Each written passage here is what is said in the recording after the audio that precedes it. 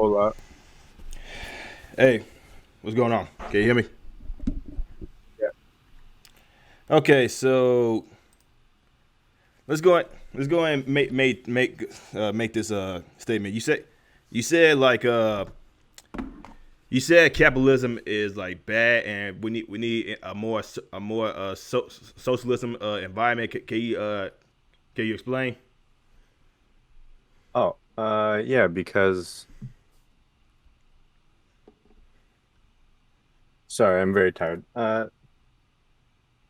Capitalism in and of itself is a self-destructive system by the nature of how it is made. There are many internal contradictions, such as infinite growth on a finite planet. You will never, there's always going to be less wealth for the lower classes to buy things.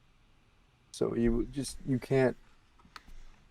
Okay, we when you say it's self destructive, like how how is it any less destructive than what happened in socialistic countries or communistic countries? Yeah, in under capitalism, there is a thing called the falling rate of profit. This is one of the inherent contradictions in capitalism. It is of with um, with automation becoming the standard, right? Companies will automate many of their processes to what's it called? To gain more profit, right? You automate things to gain more profit, but that makes workers redundant, so they fire the workers. Those workers do not have enough money to then buy the product, which causes these people to focus more on automation to push the prices down, which causes more people to get out of jobs. So, You do realize that happens in a socialistic environment too, right? And it also happens under under statehood. The only difference is when it comes to capitalism, there's more economic freedom under capitalism, and more people have the right to own their own business and push for more generational wealth. In the act of socialism, there's less economic freedom, and there's more power to the state. So when you say capitalism did this, and capitalism is like is terrible, and there's be like more socialism in a socialistic environment, there would be less economic freedom for people to push for individualism and not depend on the state for food or what they're told they can sell. That's is their own product. that's a great point, actually. The what's it called? The automation. Uh, a lot of people are stuck with the idea of automation under capitalism, where automation is just for the increase of profits, where automation under socialism is for less work for the workers. So whereas under capitalism, this robot would be made to replace your job, right? And under socialism, it is made to reduce the workload that you have to do. So whereas a 8 hour workday thus becomes like a 4 hour workday, right? Um, these are because the main focus of socialism is not the profit, it is for the people. That is the idea of socialism. Yeah, but So okay. the So you say it's for people, but then when it comes to people in a socialistic environment, they would they would happily push capitalism because it's more freedom to them, and they don't have to worry about socialistic leaders or the state telling them what like what they can and can't do. They can't tell them like what kind of shop they can open. They can't tell them how to run their business. That's more when in a capitalistic environment they're more free to do that. You say because that's bad, it should automatically be disbanded, especially when it comes to the small guys, because the small guys, you know, they don't want to be told how to run their own business by the state when the state has been fundamentally pushing towards, especially when the pandemic first started. They have been pushing for people to shut down their business while the state and their businesses were still open. So would you be okay with that? More state businesses open while less individuals businesses are closed. well that is Okay, would you say that capitalism is a competitive system? It is based around competition. Would you say that? Yes, yeah, that's how it's always been. Okay, so in competition, there are always going to be winners and losers. So these small companies that pop up will always lose to these huge companies that are already dominating the markets. And in whenever someone loses, the the winner doesn't give concessions down to the loser. They take everything. So this leads to monopolies inherently in the system. If it is built around competition, then there will always be a loser, thus meaning there will always be one winner. Yeah, but that's also a thing with some of these big businesses where go towards the state to make sure like they don't have no competition from these smart guys that could be reaching them in like future projects. And when things like that happen, people say, "Oh, that just means like like see capitalism is a failure. Capitalism doesn't work." But they go towards they use like statehood or the federal government in order to make policies to enact more power to the state. And that's the main problem when it comes to like a lot of people when it comes to socialism. They say it's gonna be more equity instead of like equality. So if the state is more empowered and it's getting paid off by these companies to just look the other way on how they do things, wouldn't that mean like the state is completely interfering with people's businesses and causing them to not make money at all? Well, with capitalism, there always has been and always will be buyouts, bribing, or lobbying in America, right? There will always be these buyouts with big businesses, right? And the only way to get rid of this is to get rid of the state, which turns the control over the people from an indirect control through the state through a direct control through companies just being able to do whatever they want with these people, really.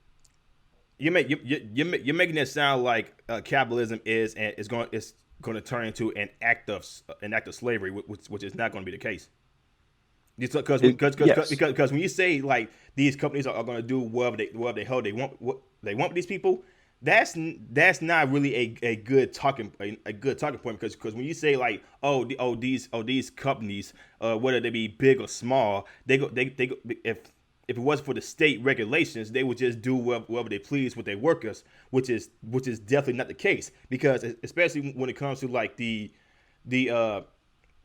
what's what I'm looking for when it comes to the like how they see they see their workers, whether they see them as lesser than lesser human beings, that causes them to like lose money, to lose workers, and when those workers don't want to be in a place that's in a good environment for them to be in, you have those some crony owners, some crony business owners not make money at all because of how they treat their workers. And in today's time, especially a lot more times nowadays, if you are not a good business owner, you would not make a good business, or you would not be able to run a good business because of how you treat your workers and how you treat your companies. You you are like bring this fact that all these business owners out here are crony. They're evil. They will treat they workers like they are like lesser human beings, or they would treat them like slaves. And that's not the case at all because there are a whole lot of business owners who treat their workers with respect, big or small. Well, yeah, the that's where an idea called the Reserve Army of Labor comes in. With the Reserve Army of Labor, those are people like people who are out of jobs currently, people who are homeless, right? So this means that these people, there will always be someone more desperate for you, always willing to take the job just to get whatever pay, right? So the idea that oh, these companies will treat you nicely because you can just leave is false. Because if you sometimes in some companies, if you go up and ask for, hey, can I get um can I get like leave, or there's something here that's wrong, they could just fire you and replace you with someone who's even more desperate. and then you become one of the reserve army of labor looking for any work. You say okay, you say that, but then there are a bunch of immigrants coming here who will take those less paying jobs, and then they make something out of it, and then what they would bring forth other people in order to also apply for those low paying jobs. See, because a lot of people here, especially in the United States, they have like multiple things that they are purchasing that does not fit what they with a job, and there's also a whole bunch of other contributing factors from state policies that hurt the people, and state regulations that hurt these businesses when they don't have the budget to increase somebody said pay, because inflation and recession that was contributed by the state. It was the state that puts forth all these bad policies that hurt the middle and low class, and made a whole bunch of middle and low class companies go bankrupt or shut down completely, while the big businesses were still striving. So when you want to bring forth these said policies, or what it comes like to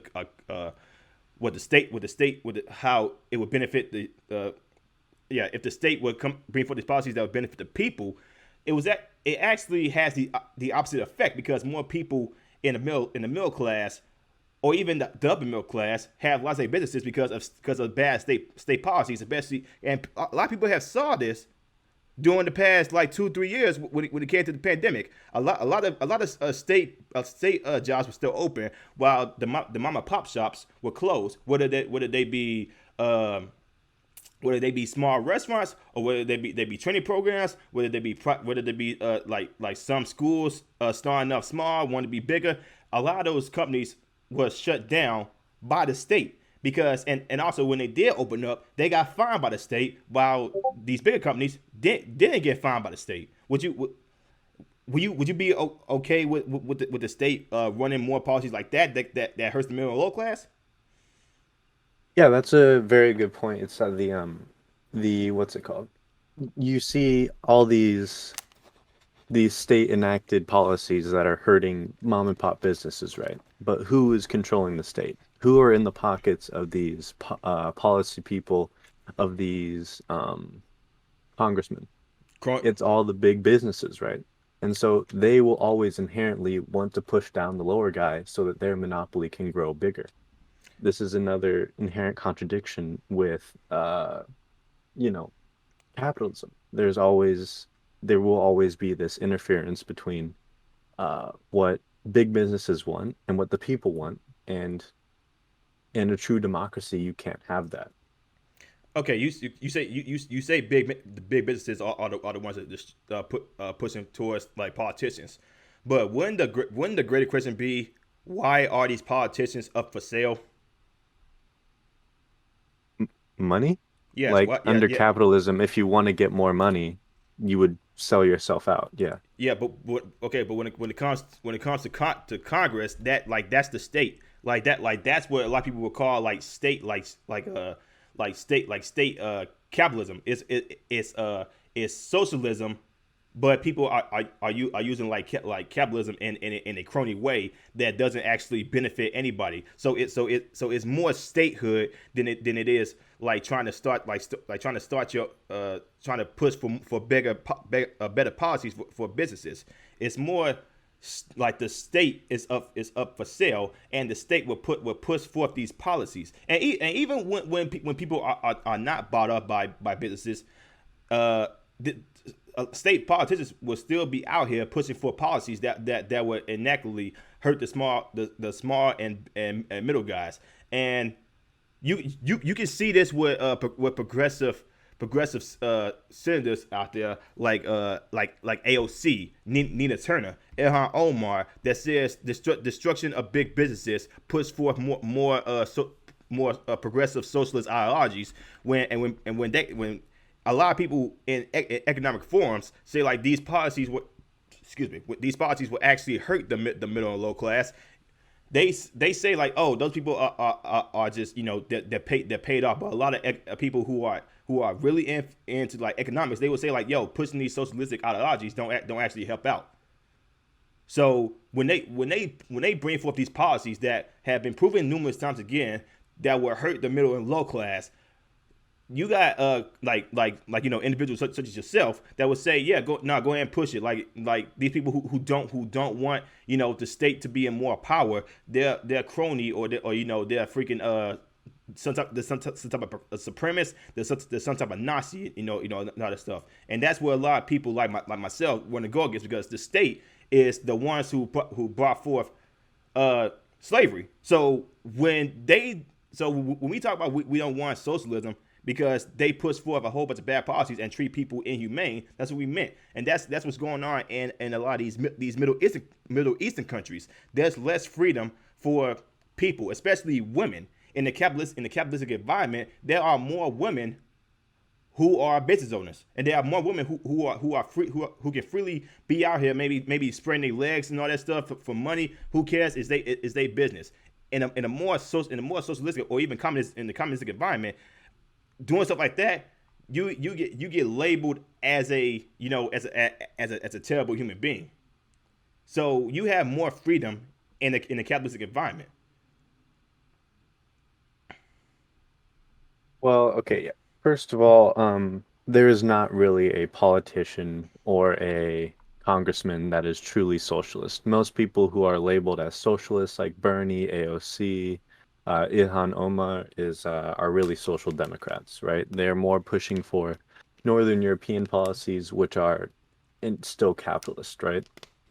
And the fact that women in more subjugated groups have more freedom under capitalism is inherently wrong. There were actually tons of women who moved to the Soviet Union because of their equality policies. There were more uh, black people, more women in universities in the USSR than there were in any other country at the time. What time are you talking about?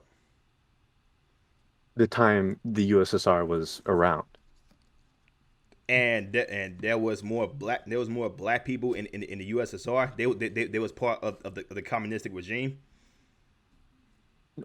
What I'm saying is like there were obviously less black people in the USSR than there were in the US at the time, right? Because slavery and it's yeah, that we can say that for later, but mainly the black people who did migrate to the USSR in the universities, there were higher rates of women and black people in these universities that were getting higher education for free.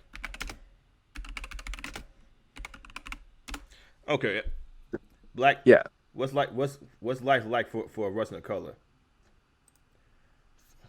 Okay, like so this one I definitely got to look this up.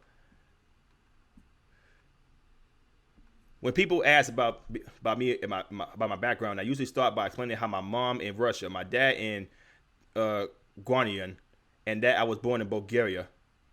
The explanation. Okay, so this doesn't really give off any. Does this give off any statistics? By then, he already met daughter in 1964. Okay, that's just a story. I'm trying to look for some statistics a great because website is Google Scholar. They'll only provide peer-reviewed like studies and stuff.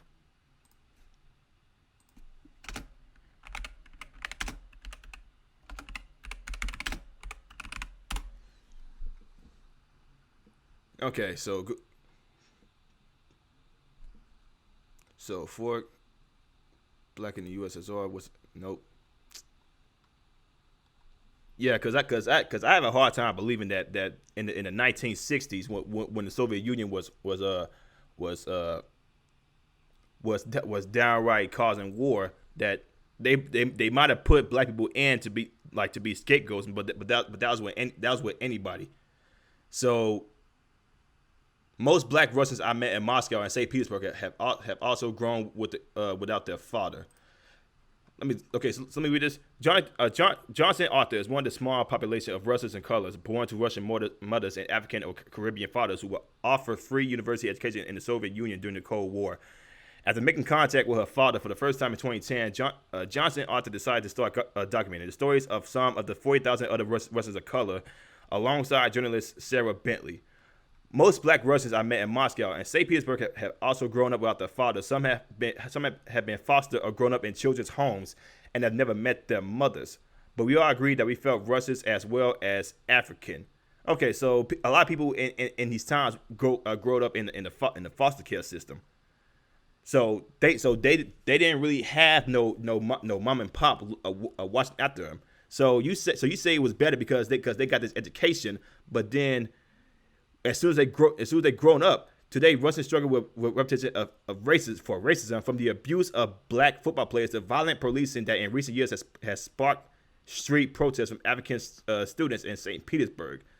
So this is not really a good story. They still experience a whole bunch of racism and abuse. Y- Well, yeah, that's in Russia today. Russia today is not the USSR.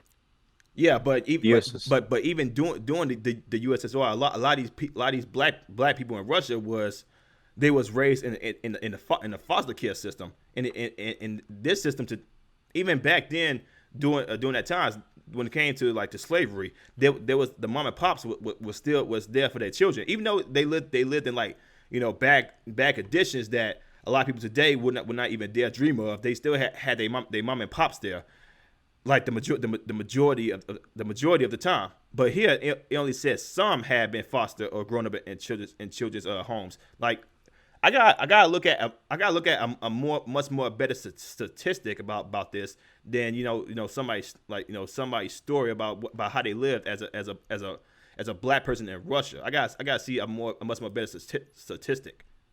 Yeah, especially in what's it called? It really depends on the time frame too, because especially once Gorbachev came into power, he did do a lot of capitalist reforms, which eventually did lead to the end of the Soviet Union, Yeah, which sadly, uh, which sadly stopped a lot of women going into universities, and some had to resort to prostitution too under Gorbachev, which is very sad. yeah, but in this society that we are in right now, a lot more women are able to go into college and start their own businesses. Even some Middle Eastern countries to this day, they don't let a woman own a business. They don't let a woman go to school. And this society that we are in right now, a lot more women. See, there are more women than men in college because a lot more women are out there trying to get higher education in a in a in the Middle Eastern societies where there's a lot more power to the people in charge. Some women out there cannot go to college, or they cannot own their own business, and they cannot get a job, especially in the Middle Well, East when it comes to Islamic religions. yeah, I don't know why you're bringing up the Middle East. because The because Middle because East isn't because because socialist. because the Middle East is more a socialistic community, socialistic regime. No, I'll give off some things that are requirements for socialism, right? Number one, political power is within the working class. Number two, there is nationalization of factories and collectivization of agriculture, institution of a national plan, reorganization of the workplace, suppression of markets, elimination of wage labor, and cultural revolution. These are things that are inherent to socialism. These are the definitions for if it roughly follows those guidelines, then it is a socialist country. Number one, political power is within the working class. Middle Eastern countries mainly do not have this. Same thing with even in America. Political power is not within the working class. There's no nationalization or collectivization in Middle East or in America. There's no elimination of wage labor, obviously, and there's no cultural revolution in Middle East, like in America, or especially in Middle Eastern countries, right? Yeah, These are things that are yet, but socialist but yet pillars. in this day that we're talking right now, there are politicians that are pushing more power to the state than there are than the working class or the middle class and low class. It's not because of the higher people in power because during this inflation recession, a lot of people like big businesses with like private businesses, they are hurting because of said state policies. These state policies that put in place, they give more power to the state, like how they push that freaking build back better bill that like over the majority of that money went back to the federal government.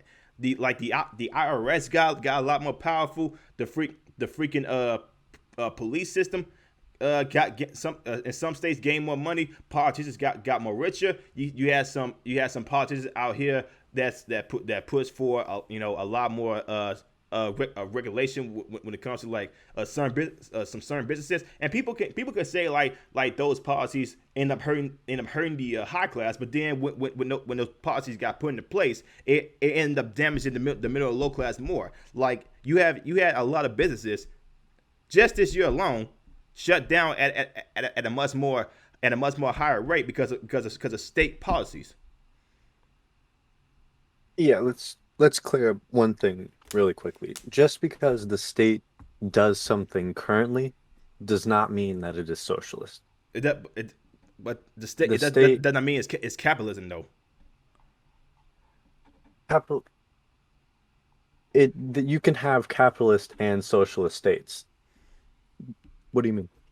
Not like the federal state in general. It's more statehood than it is like when it comes to uh business, because in the capitalistic environment, when it comes, it's more people trying to push out their businesses than they are trying to push out statehood, because the statehood has not really benefited a lot of people. Now people can say, oh well, like the state brought us social security, the state brought us food stamps, it brought us welfare checks, but then a lot that took away people's individual freedom. It had more people depend on the state than actually depend on themselves because of state policies that made them depend on the that got them to that point where they had to depend on the state. Good. So, as you said, these policies don't really benefit the working class people, right? They do benefit the upper class, the business owners, the capitalists in the world. How do how These, Social Security, food stamps, and welfare checks benefit the high class when it's money that's going back to the state? oh, no, no, no. I'm talking about the other policies that you said. Like during COVID, there were policies that you said affected the working class and negatively, well, negatively, right? Yes. And they got rid of mom and pop businesses and they benefited the people at top. This is Do you know the leading people who got richer during the pandemic? the business owners, the one percenters, the 1% of the 1%, those people. Yes. Big pharma.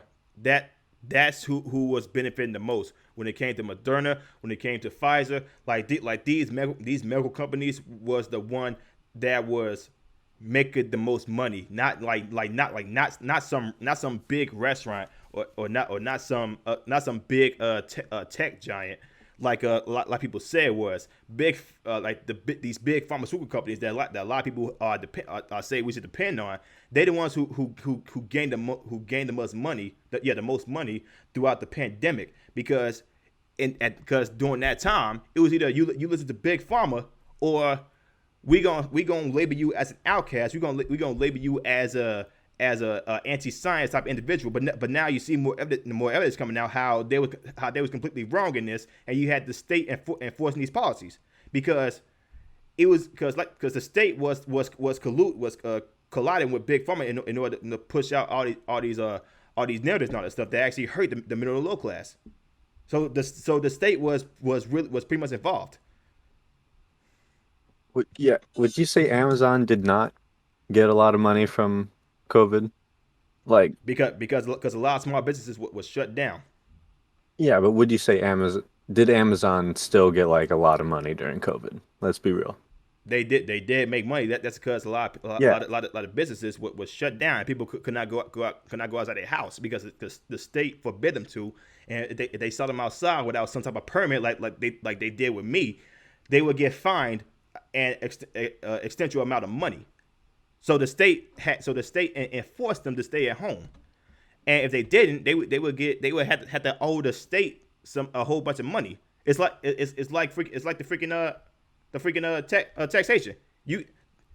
You owe us this money even though you rightfully earned it. It's like that whole basis. Like the state is greedy and they want more money out of you. And if you don't do what we say, we either gonna flag you or we gonna arrest you. It's one of those two options. Okay. So are you for the complete abolition of state in general? Like The no state at all? the state the state hurts a lot of people. So yeah, especially the low class. Okay. Who's going to take up the power then? Who's on? You Who said will who? take up the power? Who will take up the power, like the mantle of power, when the state is abolished?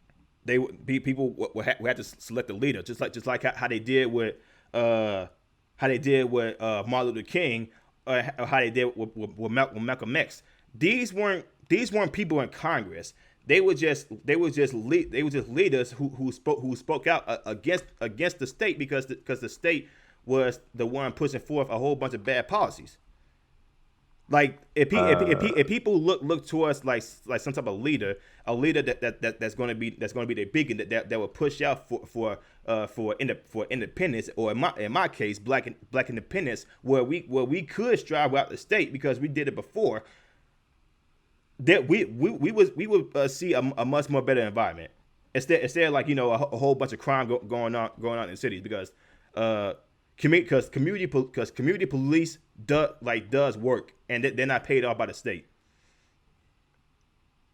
I don't know why you'd bring up, MLK or Malcolm X. Because they were leaders who wasn't working for the government, and they try to keep the people together. So those Yeah, are leaders who was not paid off by the state. they're both radical socialists, right?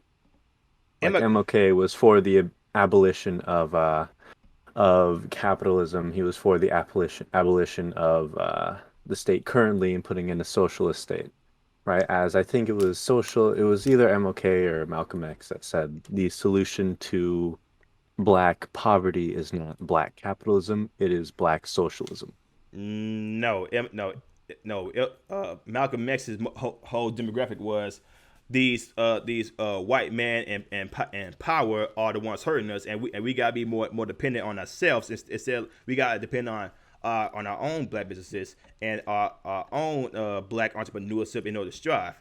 And then, when we did with the whole Black Wall Street thing, the state came in and demolished that when that did happen, because they didn't like how these black people were striving without them.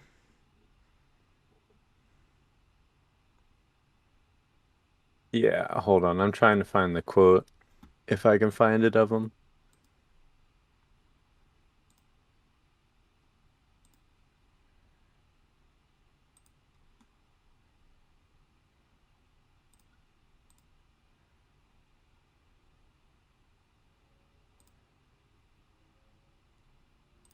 No, it was Fred Hampton who said it.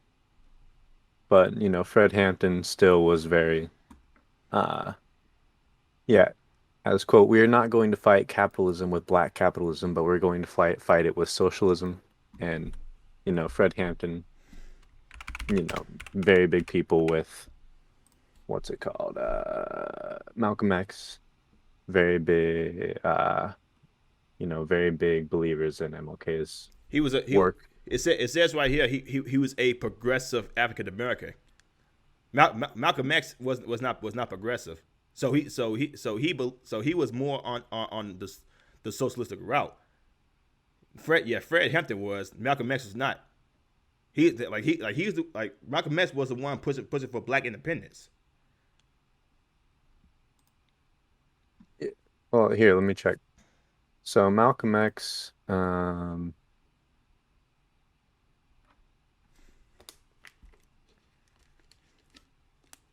yeah. Malcolm X literally said, "Show me a capitalist, I'll show you a bloodsucker," right? He's like he was very anti-capitalism. He was talking about the white man in office at the time. Yeah, and then here it said he denounces capitalism. You can't have capitalism without racism. You can't operate a capitalistic system unless you're vultuistic. You have to have someone else's blood to suck to be a capitalist. He told Brittenman's comrade Harry Rigg he felt if necessary for the people to it felt necessary for his people to consider socialist solutions to the problem, but as a leader of the movement, he said it was necessary to present this concept in a way that would be understandable to his people and would not isolate him from them. Well, yeah, I like I said, the current state now is not a socialist state. Like the state now is still very capitalist. It needs these people in a lower class to exploit them, really. Like that's why black people have been the go-to reserve army of labor for centuries. Like they've been the go-to slave labor, like especially in prisons, like Angola. You see just all of this. But yet, but but Yeah, yet, it's but yet, it's state policies that enacts this though. It's not. It's no. It's not like. It's not like a whole bunch of people in Congress. I just throwing out money to all these black people saying like, yo, do this for us, do this for us, do this for us. No, right now they have people in charge who are telling some people do things this way. If you don't do it this way, then you are this and that. okay. Let's walk through this, right? So, if these state policies are keeping black people down, right? Yeah, Okay. Now, who do these state policies benefit? the state. Yeah, but who benefits from the state also? Like people in Congress, like what you trying to get at? Because not every business out there is paying off these politicians.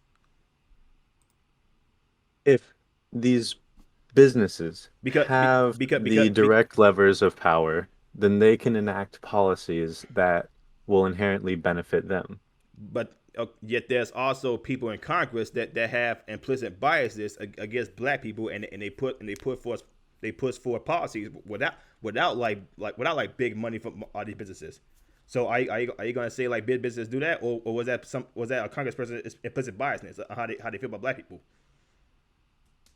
I think it can be both, right? You can get money from someone to say, put in a policy that keeps black people subjugated. If that is their personal belief also, then it's a win-win for them, right?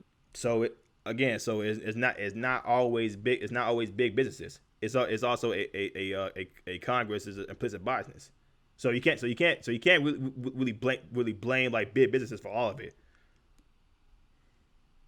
But it's still a huge majority. They're buying out these politicians where they have, the presidency, they have the Congress people, the congressmen, House of Representatives, right? They have everything. So these policies are still getting put in place that keep black people down, which make the rich richer. These are things that inherently benefit the 1% of the 1%, the capital owners. Again, but why are if the politicians say like that they doing this for like these type of people? Why are they for sale? Because they want to get money. They're just two-faced people, as most politicians are. But you say that should be more power to them. It's still like big businesses. So it's not exactly helping out the problem. No, I never said that there should be more power in the congressman. I said that there should be power in the working class. By that be direct voting or by a vanguard party, which has the working class best interests in mind. I never want there to be a conflict of interest where the capital owners can buy out these people, which inherently have different interests than 99% of the population, you know? But this a lot of people don't don't see it that way because there are a bunch of people who will say that they are leaders, but then they actually be the most croniest people of all, and people are Congress are a prime example of it. So it's just going to be a repeated cycle. Yes, I know it'll be a repeated cycle under this system. Like there is no, like I said, there is no socialist person in Congress. The most very left people, which is still left center, is Besides, social democrats, right? besides Bernie Sanders and AOC and her Omar. Yeah, I'm talking about those people. They're social democrats. There would be no reason for a big business to put someone in Congress who is actively against their interests. So Bernie Sanders, Ilhan Omar, AOC are social democrats, which is still capitalism at the end of the day, just with a, a You human say face, you say right? you say they are capitalists. You say they are capitalists, but then they put socialist policies that doesn't actually help people become richer. Yeah, those aren't socialist policies. That's what I'm saying. They aren't socialist policies because So they aren't socialists. They're social democrats. It's weird terms. Yeah. okay. So they say themselves like that like they're more socialist. Just like this whole talk we had when it came to the freaking Nazis. You said they Nazis, they wasn't socialist, but every page that I looked at said like they was elected by the National Socialist Party. Yeah, you can name yourself something and you can pretend to be for the interests of the working class, but not really for those interests, you know? So You can what? pretend and you can lie. It's like, okay, if I made a, what's it called? If I made a party called anti-government free market libertarians, but I really was pushing a socialist agenda, would I still be a free market libertarian? That no, that means you Because my that name, that that means you was plagiarizing. yeah, but my name is that. So, Okay, you can name yourself something, but if people call you out and say that you're not that, you're not what you say you are. And a lot of yeah, people, that's what I'm saying. yeah, and a lot of people people didn't do that, and like during the war because Adolf Hitler literally killed a whole bunch of people in order to get in office, and then when he trash talked Karl Marx, a lot of people still still didn't want to say nothing. He himself labeled him as a socialist.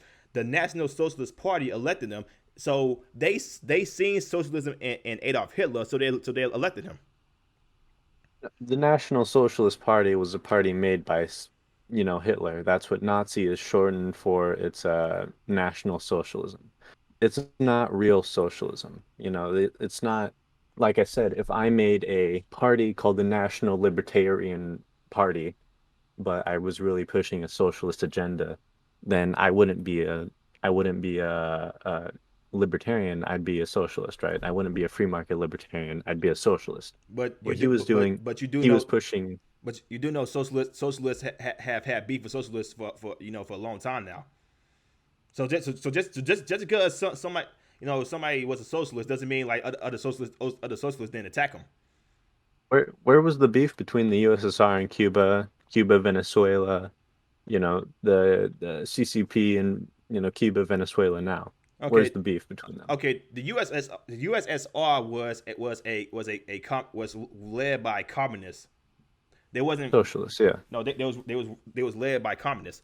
So you could say like there was no beef, but the USSR had beef with Castro, Hitler.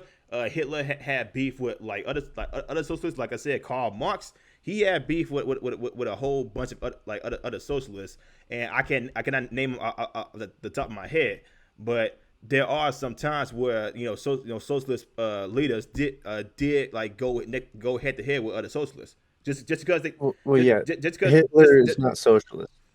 Like I just want to dispel that currently, right? Hitler is not socialist. The USSR had great relations with Cuba, right?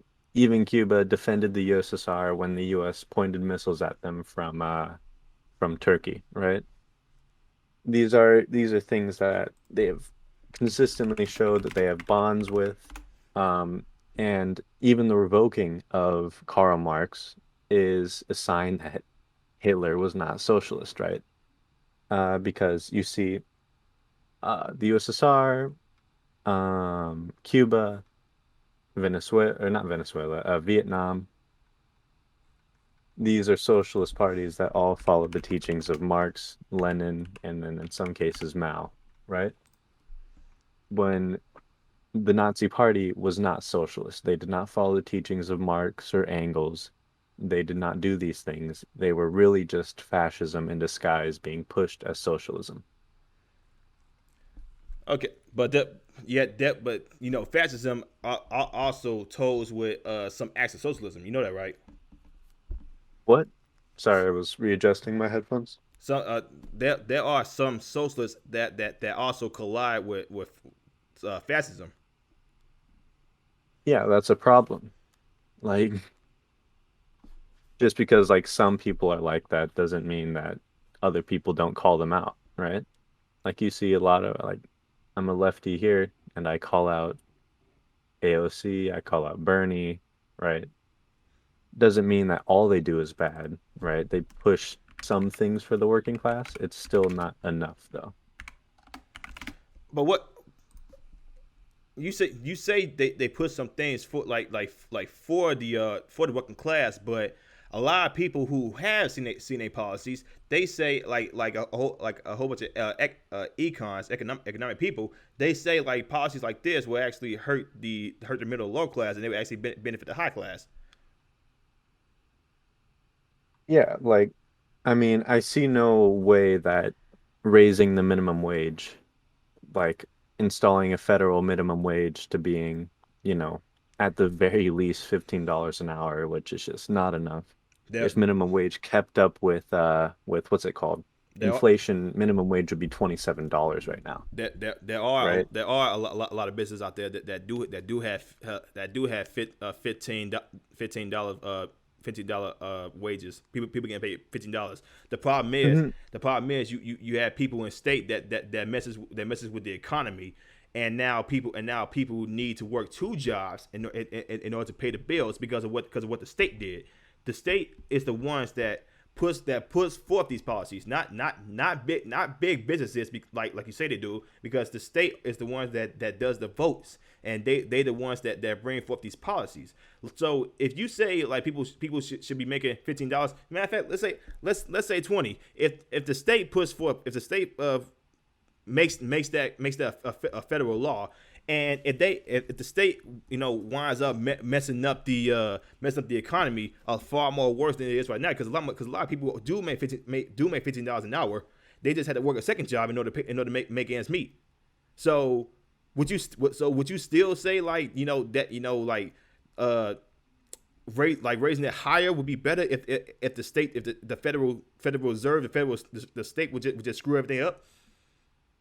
Well, yeah, let's be clear here, right? Like the policies that are put forth in the state are inherently beneficial to the capitalists, to the one percenters, to big business owners, right? That's just an inherent way the system works. If like if you saw, I don't know, like Kirsten Cinema push for a socialist agenda, she'd get her funding cut immediately, right? Yet it's more money going to the state than it is these big businesses you say they are. It's more money Yeah. going towards them. Yeah, that's why you'll never see a raise in federal minimum wage. You generally, Like I like said, you, like even if that was the case, and they did raise minimum wage, because a lot of people are making $15 to $20 an hour right now. If the state messes up the economy, and like from the real estate to groceries to freaking to oil prices, if they policies end up damaging like people's way to like pay their bills, can you really say like that's big businesses, or is that the fault of the state? Well, yeah, you see a lot, especially in capitalism. It's called boom and bust cycles, right? Um, what's it called? Every like 10-ish years, you'll see a huge boom in the in economy and then a huge bust. Like you saw it in 2008, you're seeing it now during the COVID recession, you saw it during the Great Depression, that came right after, the Roaring Twenties, right? These are inherent these are inherent flaws in capitalism going back to those inherent contradictions. But you're only blaming it on like capitalism though.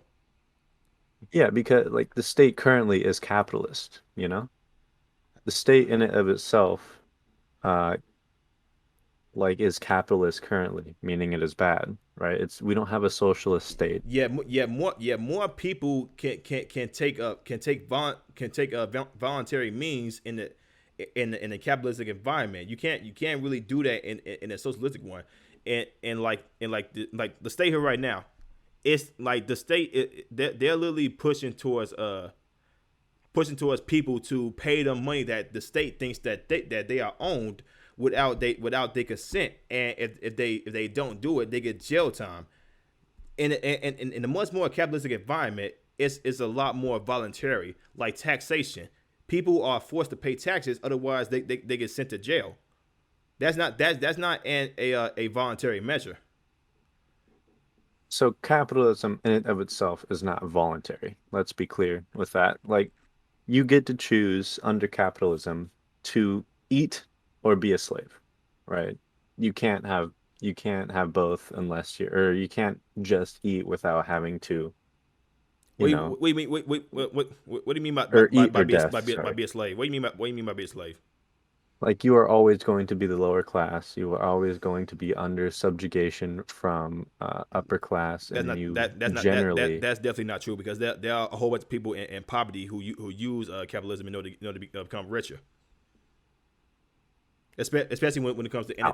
when it pertains to entertainers, when it became to business owners, when it pertains to like rappers, singers, maybe somebody like maybe somebody in the let's take Elon Musk for example. That man came from nothing in South Africa. He made himself into the richest man in the world, and he used it by selling products to other companies that would be more energy sufficient.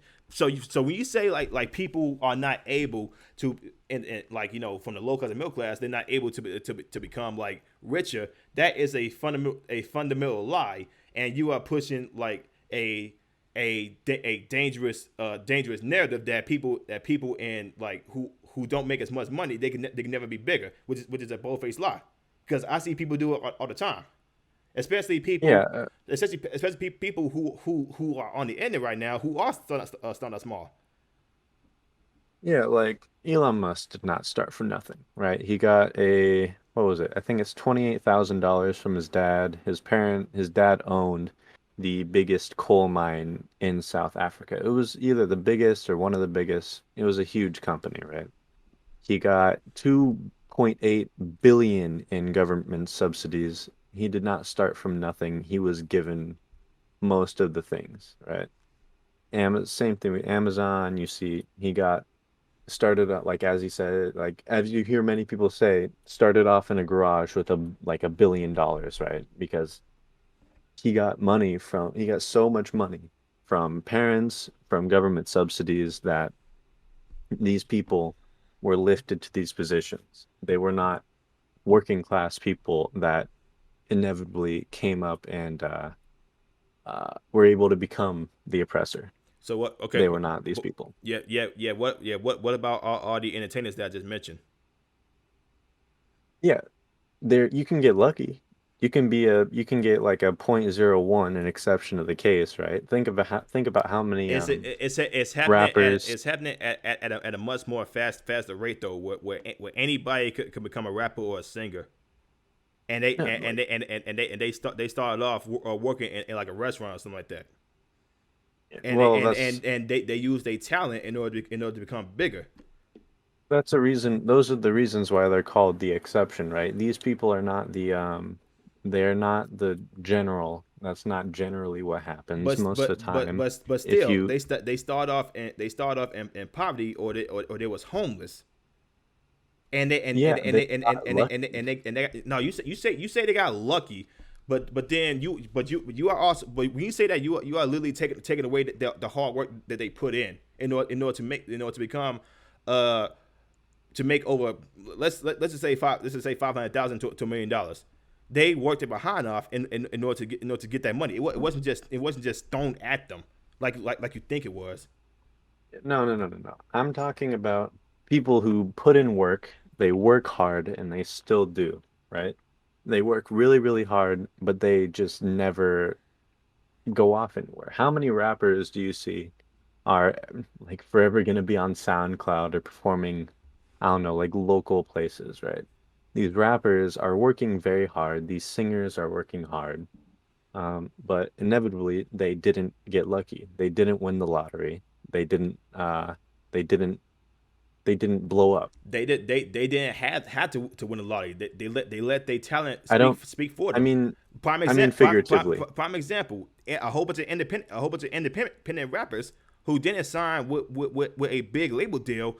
People heard their music, and now a lot of these independent rappers are making big money. That was a crap load of hard work. Would you say that was lucky? Because people listen to their music, and they ain't signed up no big contract. Yeah, it was a lot of hard work, yes, but it was also a lot of luck too. Like how many people do you see? How is it luck when in today's time anybody could just look up anytime music and just listen to it, Well, and it's not and it, if somebody really enjoyed it, they would like it, they would share it, and they would recommend it to other people.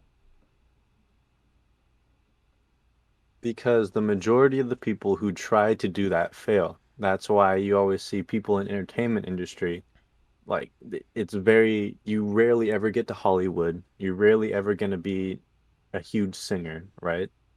That's why it's like you can have the best talent in the world, but if no one listens to you, then no one listens to you. Like I said, You can be they push their stuff out in order to get recognized. You're just saying, hey, that hard work, the hard work that they putting in, hey, that doesn't mean anything if they getting lucky. That's literally what you're saying. no, they're putting in hard work. They're putting in hard work, but they are also getting lucky. You can have both. You can work hard at something and get lucky and like go further in that thing. I'm saying the majority of people who do work hard on their music, who do work hard on rapping, never are going to get to that point. Okay, okay. So it's all pretty much just luck that they making a whole bunch of money now, and not the years of hard of blood, sweat, and tears that they put in. Okay, let's put it like this, right? So if you are, let's say, really interested in basketball, right? If you work very, very hard at basketball, right? You've been playing since you were, I don't know, like elementary school or all the way up until high school. You're going into college with a like playing basketball. The odds of you being picked up by a huge team are 0 to nothing. This is what I'm talking about. This is like the similar, they're putting in heavy work. They're working so hard, but it is at the end of the day, it comes down to like if they are seen first by a like a I don't know, like a huge coach or something. Or it could be like, some coaches see their talent and they see the drive they put in. You say it's luck, but people actually see people's talent when it comes to like stuff like this. You Yeah, say they see their talent, but it's hard to be, the best out of 200, I don't know how many basketball players there are in here. You you may be the best of like your area, right? You may be the best around, but if you don't have coaches either come around and look for you or come around and look in that area, if you don't have coaches, who see you first performing at your best. You could have a bad day even. You could have like rolled your ankle. It all comes down to like this luck of the draw. That that no that has nothing to do with luck. That's about being recognized. Okay, so under this idea, you can also say that high school and college baseball player, or not baseball, basketball players who really want to become a pro player are not working hard enough. Would you say that? Yes, because some guys see it as just a quick easy fix or a quick easy way to get big, while other guys say like, yo, this isn't just something like I can just try to get make it big quick. Like I'm literally trying to be something big here one day. Like I want to reach the Kobe Bryants. I want to reach the Michael Jordans. I want to reach the LeBron James. Some people are they are about the action, about putting in all that hard work, blood, sweat, and tears, and then there are people who just all talk. And Who the people who are mainly about the hard work and the grind, they will see themselves gain a lot more recognition than the guy that's just flapping his mouth. who who is playing at a college level if they're not dedicated to the game?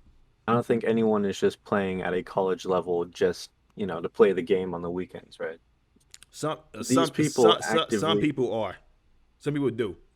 a very small minority. I knew if I were in college, I wouldn't want to just, oh yeah, let me go play baseball because I just want to, right? No. I want to go to college to do what I want to do. Most of these people are going to college for the sports, right? Like these are just you, and plus being acknowledged also could come down to luck, right? Someone maybe says something that resonates with the coach, right? They say something that resonates when you didn't say something that resonates, right? It's just there's so many aspects involved that you cannot see. There's just so many different things that go into it that it is very But when you say it's luck, you literally when people say that, they literally disregard like a whole bunch of hard work and probably a whole bunch of probably like people who literally probably like bled themselves, not in a suicide way, but they bled themselves they probably got some cuts here and there, some scrapes here and there, in order to push themselves or in order to be recognized. So when you say it's luck, you just say like you are saying like it's not like they didn't get recognized for their hard work. They just got lucky, and a lot of people don't like hearing that. Just like that's like some people who say you deserve it. A lot of people that I talk to, they like to hear they've earned it.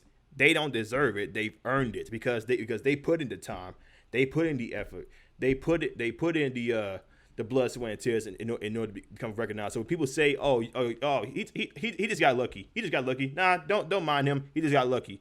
You just go on everything, all the hard work that the sad person put in. okay.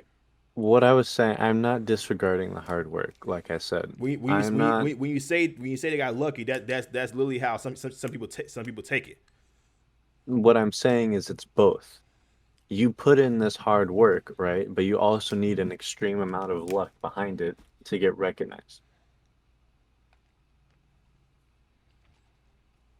Okay, so let's just say you make you make it big. You make it big one day. Okay. You put in a whole bunch of effort. Would you and somebody recognize you for your talent and brought you forth? Would you say your hard work paid off? Or would you say you was lucky?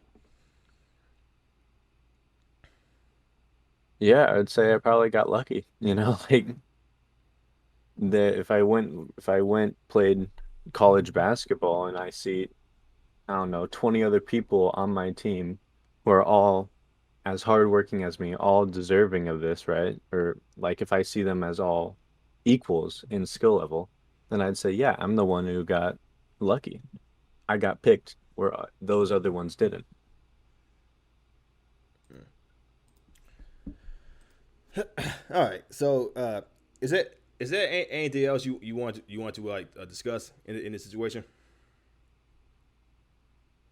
Is there anything you want to discuss or no? Like we okay, so we brought forth the whole capitalism socialism thing, and we brought that forth, the whole Nazi thing, USSR, and yeah, we it's not really much else we can talk about for real.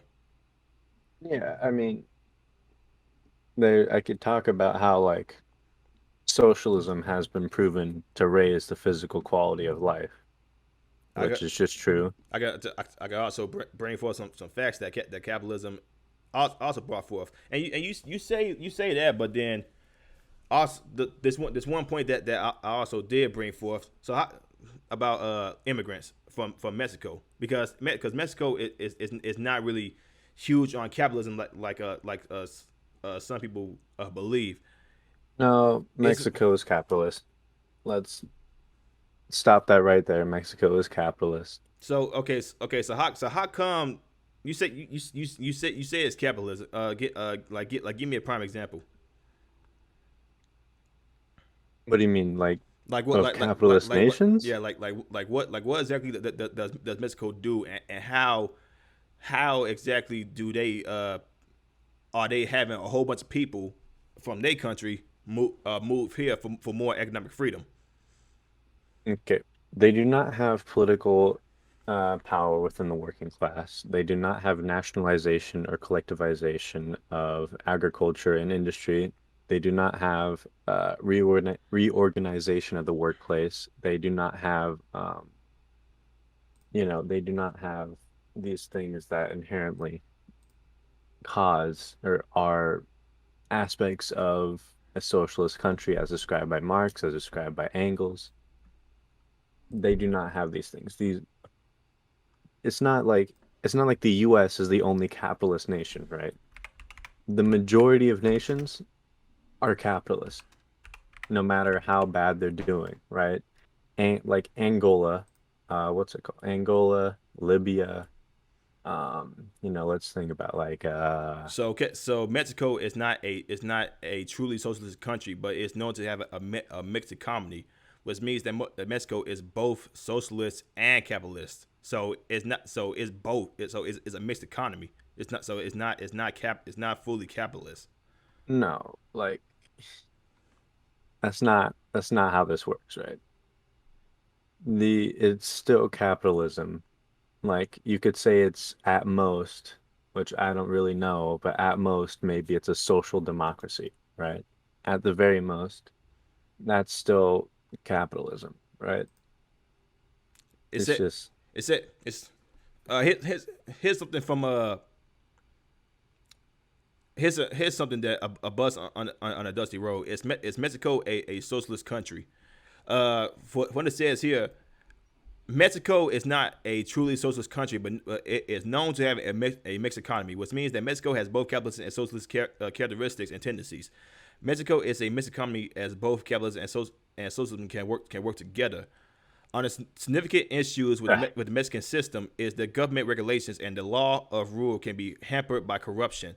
The levels of corruption can differ from state to state and area to area, but it can hurt Mexico's foreign investment, business, and economic environment. So it's a tendency of a mixed economy, and it's a very corrupted state. all right. First of all, I'd love to get that. I'd love to get that source so I could blacklist it, right? You cannot have socialism and capitalism, right? There, You can there, have there is a thing. social. There is a thing called state socialism, state capitalism, state communism. Like there's a whole bunch of different terms for Yeah, no, for okay. these said things. Capitalism and socialism are inherently contradictory systems, right? It's like saying, "Hey, can you mix oil and water?" No, you can't mix oil and water, right? There, one benefits the priorities of the one percenters, of the capitalists, of the, owners, and then one prioritizes the what's it called? The ideals and the best interest of the working class.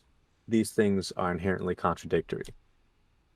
Yet, okay, yet you say, but when I ask you why do a whole lot of Mexican immigrants come here, in this more capitalistic environment, I pointed out that they come here for more economic freedom than they would do in Mexico, and Yeah, w- well, that's why you see.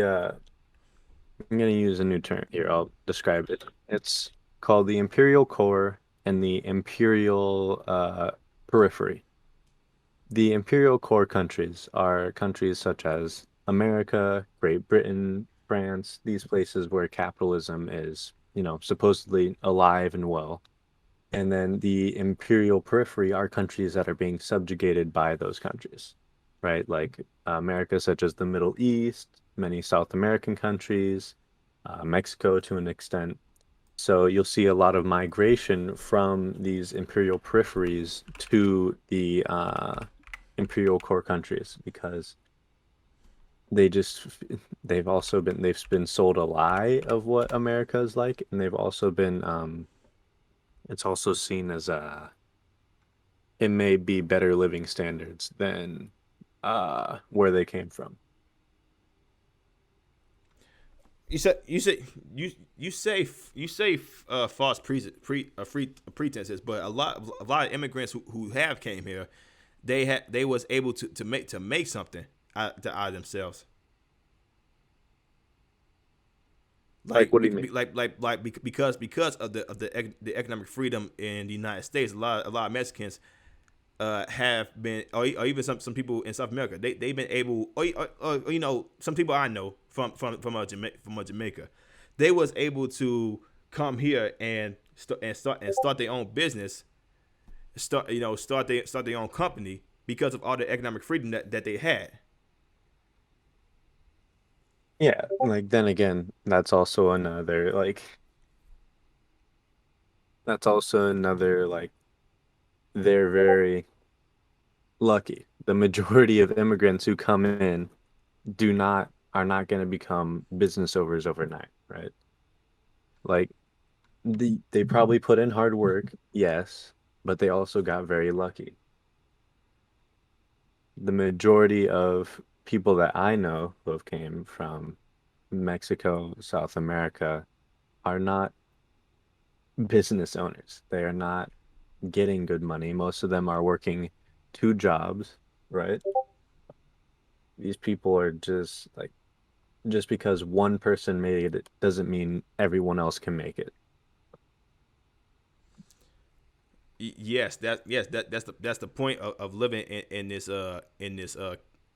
country with a whole bunch of economic freedom, and where people can start their own LLC. In some places you can't do that because you don't have the means or the funds to.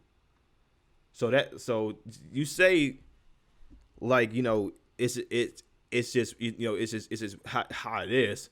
But then we do have policies in place for people to own their own business, even if they start off just small. Like, people start off, some people start off like doing T-shirts, and then they in the mall selling those said T-shirts because they have the economic freedom to do that.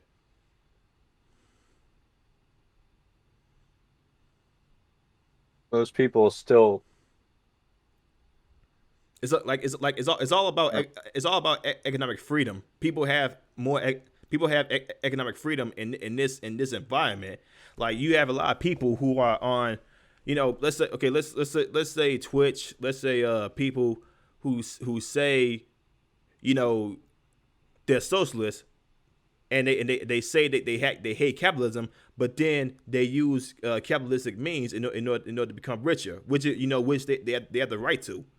but then they disavow capitalism and say it's a bad trade, but yet they still using them.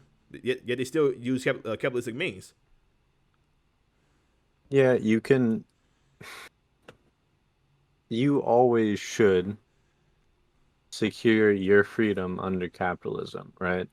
As a socialist, I'm not advocating for you to just ditch work and go live on the streets, right? You have to secure your future under capitalism, but you can still push for, general knowledge. You can make labor unions in your business, or not business, in your company.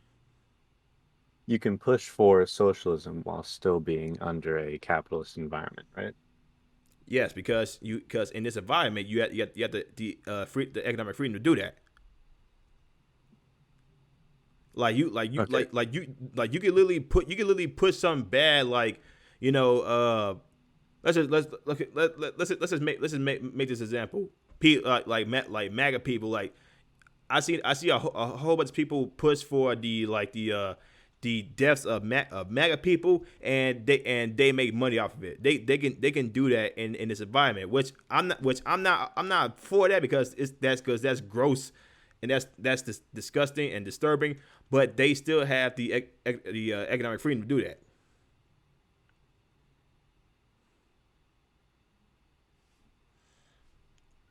Is, are you really economically free though, right? 63% of Americans can't afford an emergency over $500.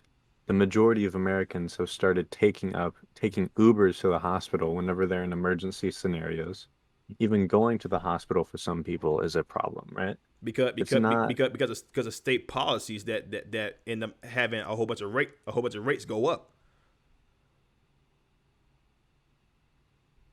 Like from the real it, estate, from used cars.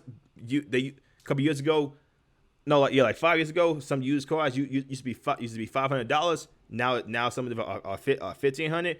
Gas is still going up.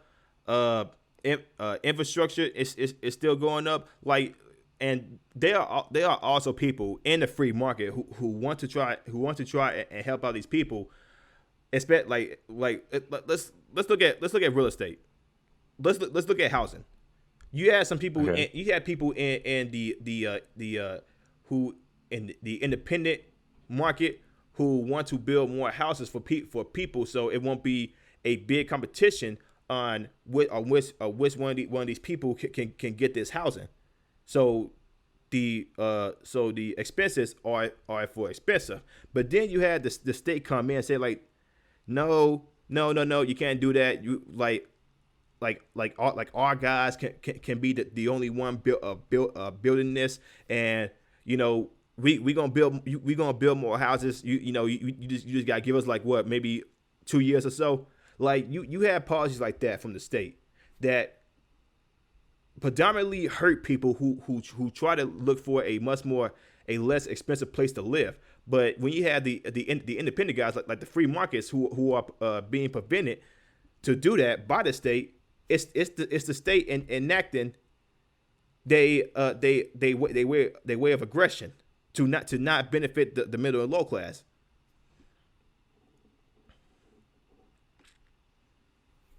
The Okay, the idea that a free market will benefit the working class is just not true, right? Like, in what ways, in what ways would a free market benefit the working class? There's more there's more freedom for people to open up their own business. Probably push out some good practices to help people earn more money, because under the state people don't really earn more money. And then in the free market, a lot more people are able to probably start their own construction business. They could probably start their own food business. They could probably start their own medical firm, or medical office. There's a lot of free markets that have these said businesses, but because of the state, they don't want these said policies open. Like prime example, it's a lot harder to open up your own business nowadays because of said state. Because you got give them the state. You got to give them this fee. You got to give them that fee. You got to give them this. You got to give them that in order to open up your own business. Even though they actually put forth some shady business themselves. Okay. So in this, you know, under this liberty, like no state, right? What's to stop the hugest business? Like, let's just take Amazon, for example. What's to stop Amazon from buying out a mom and pop business? And if not buying out, using even violent force if necessary. What is to stop them? First, no, it's definitely not for it. I'm definitely not for it, and that aggression. It has to be voluntary. But what's stopping them? Stop. First, set people owning they own type of security. So if they have like they own type of security, whether they be they own firearm or anything like that, they own private security, they are able to defend themselves like that. You can't just expect people to not have some type of way to like not defend themselves because of some big businesses out there that you think is just gonna bring forth a total act of aggression, no to buy somebody out, because that's a invalid, that's an invalid, that's what's what I'm looking for. That's an Statement? that's an invalid transition. Okay. So if these people can own arms and like, you're saying they can have arms, right? What is to stop the big business from making like a private militia even, right? What's to stop them from focusing research into bombs and drones? Elon Musk himself even said that there's technology out today where he could make drones that facially recognize people, run into them, and blow up, right? These big companies have the power to do these things, right? because And because under, they have the money to do that. Like yeah, when you have money and power, like the state does, the federal government, they have the power and the money to do that. So what's going yeah, so but we're what's talking about in a stateless society, as you said.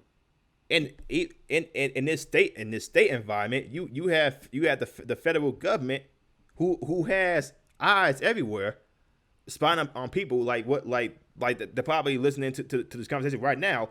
They have like with the state power, the state environment that you're talking about. They are able to do that right now. Problem is with them is it's more legal when they do it, but when somebody else does it, it's completely illegal. Yeah, but like without a state, all these surveillance things would just be taken up by a huge business, right?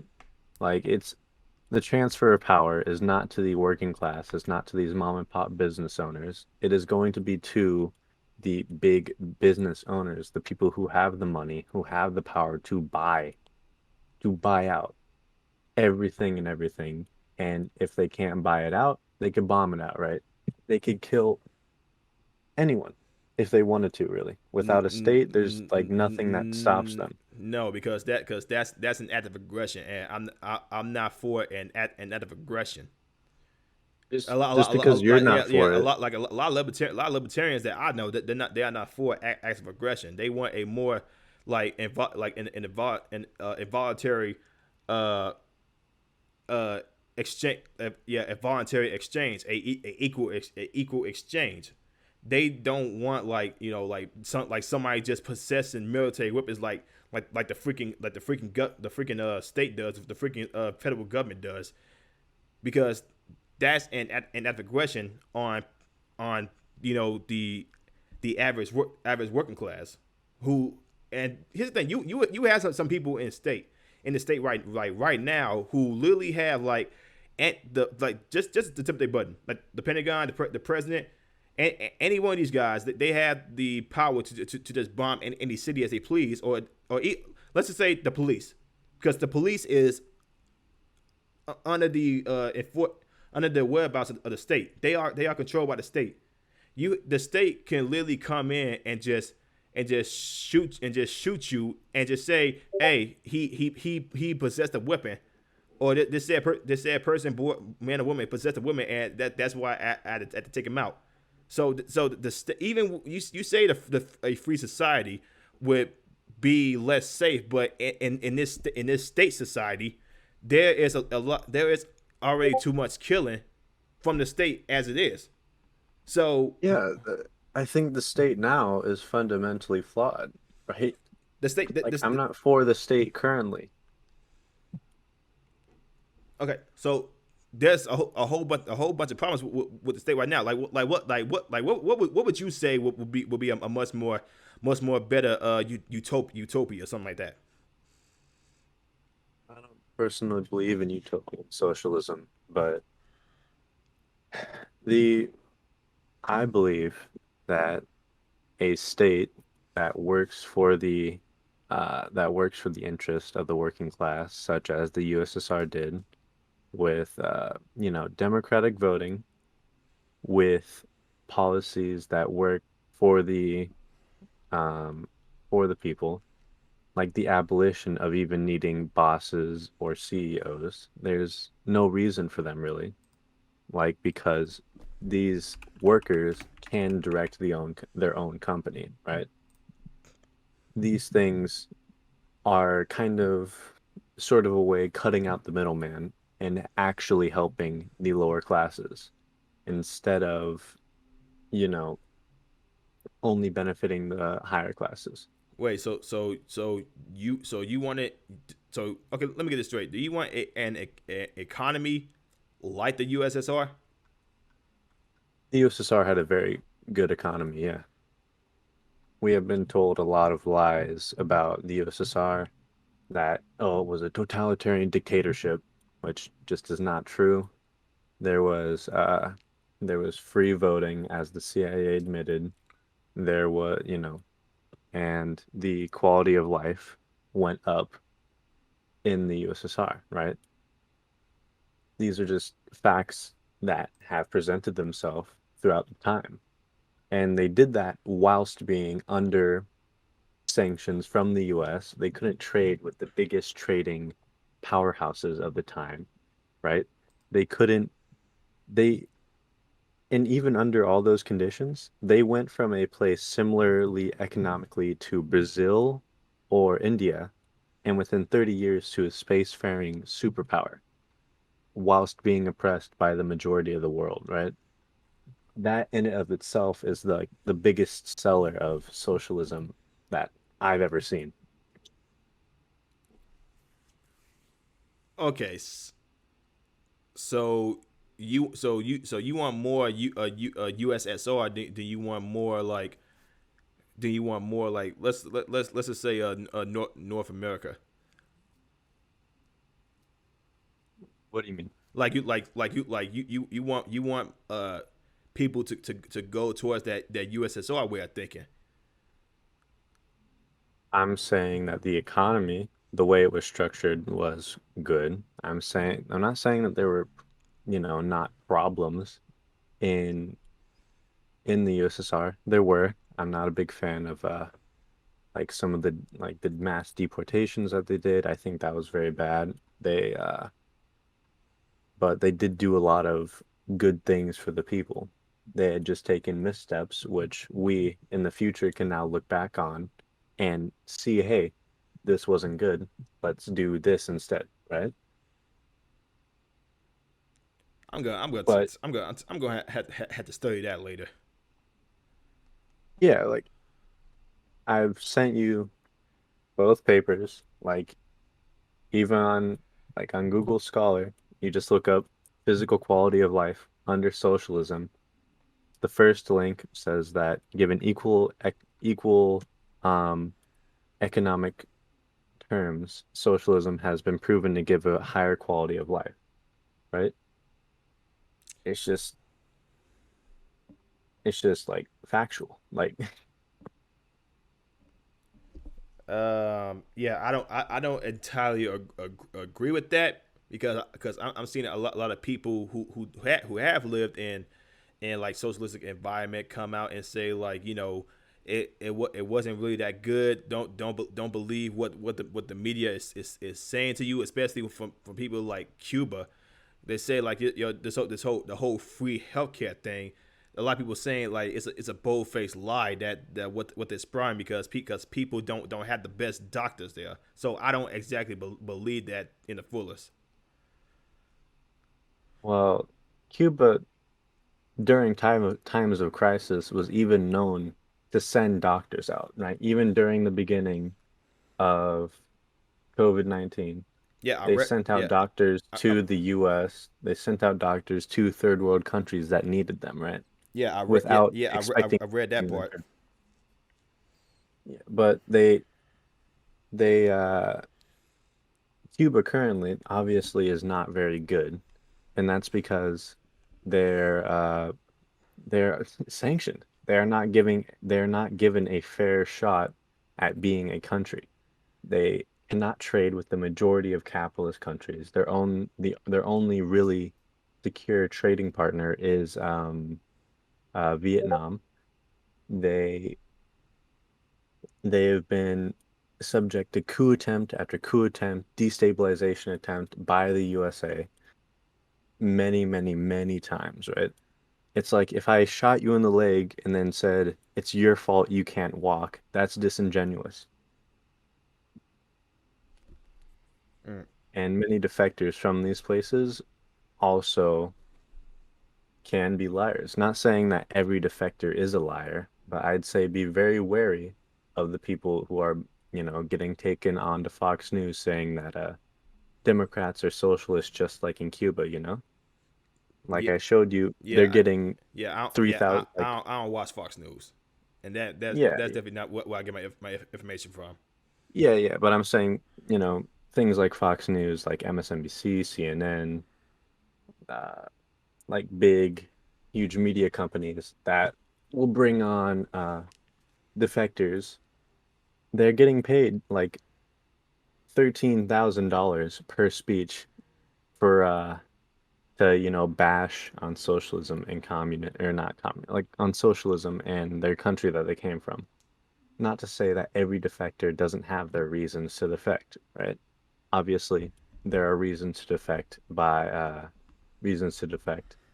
but by and large, these people you see in the media are not going to give a good representation. They have a conflict of interest inherently. Yeah. Now that I will agree on. Not that, but still not on the whole USSR thing. Yeah, but we're heading towards almost 2 hours in this thing. Is there anything else you want to say? Yeah, no, that's it. Well then, it was good talking to you, man. I hope you have a good rest of your day. You too. Good night. Sure.